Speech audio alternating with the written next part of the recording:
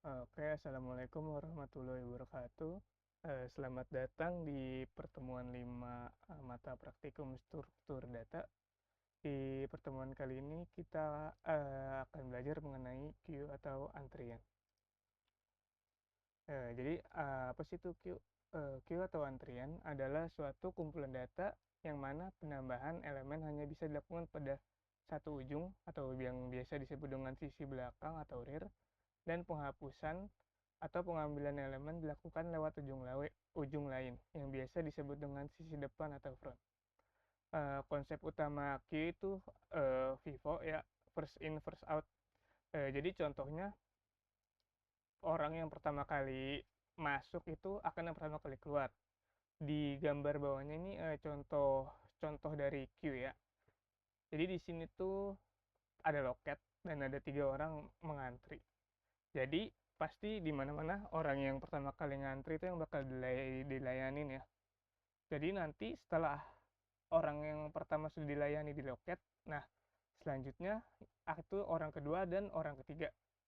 Makanya di sini ada orang pertama selesai dia akan bilang akhirnya saya juga antriannya, dan yang nomor kedua itu bilang maju karena depannya sudah selesai.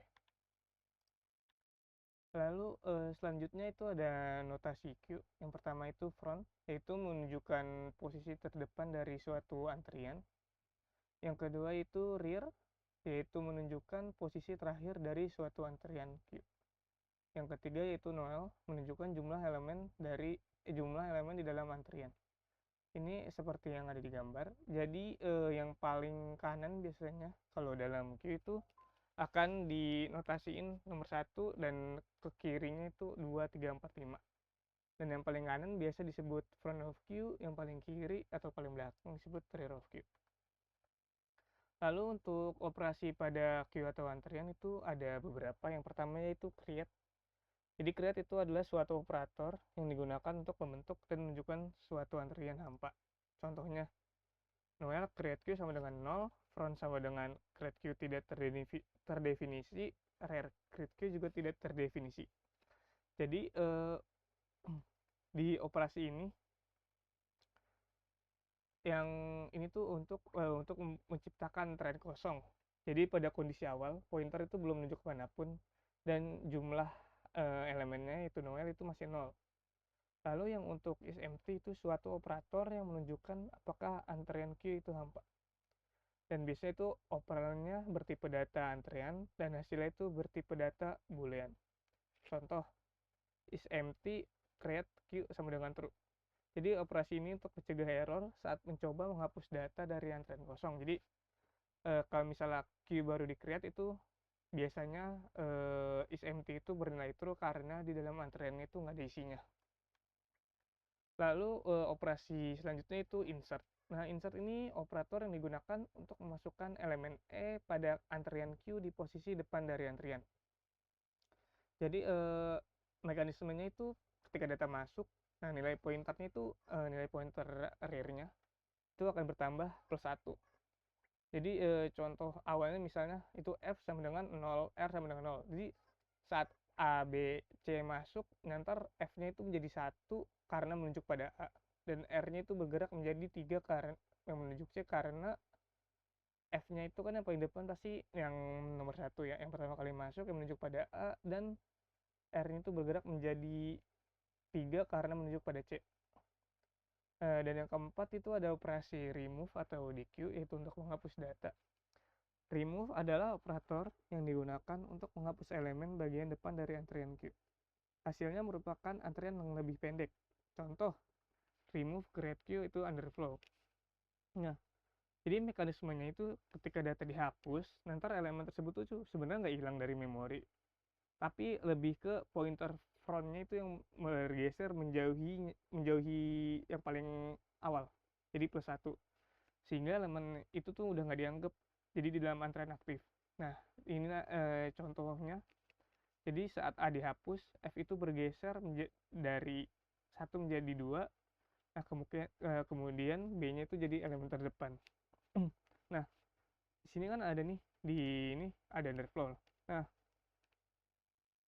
underflow itu kondisi error yang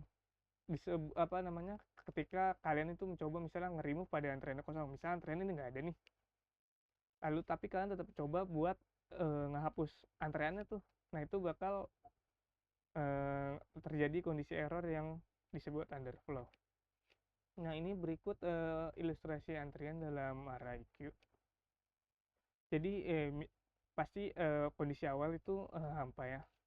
Jadi ini ada 5 indeks, 5 kosong itu dari indeks 1 sampai 5. Nah kemudian di langkah keduanya itu A, B, dan C dimasukin.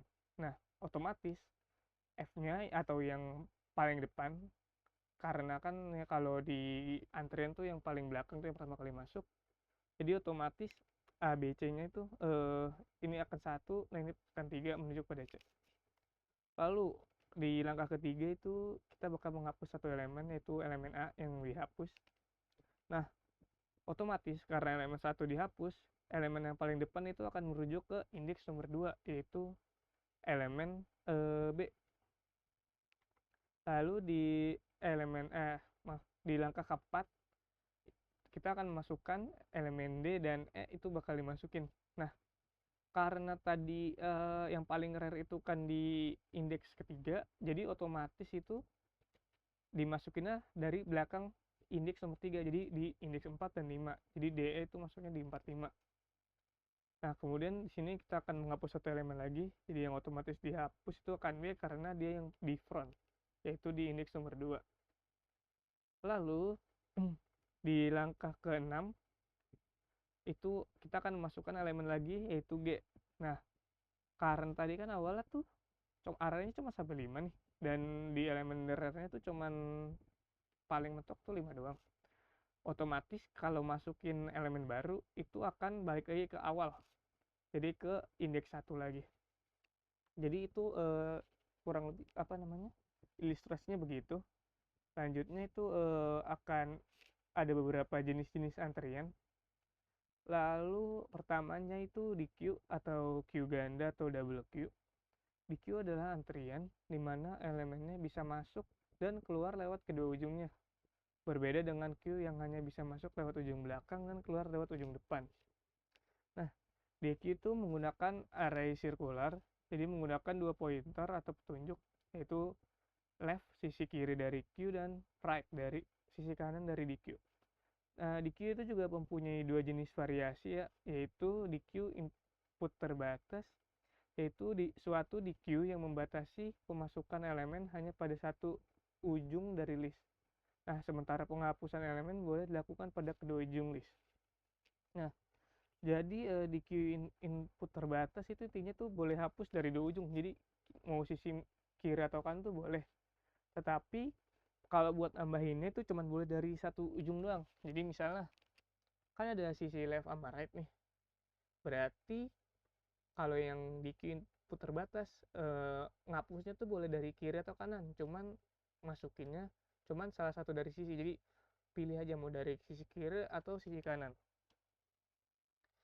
Nah, kalau untuk di queue output terbatas itu kebalikannya.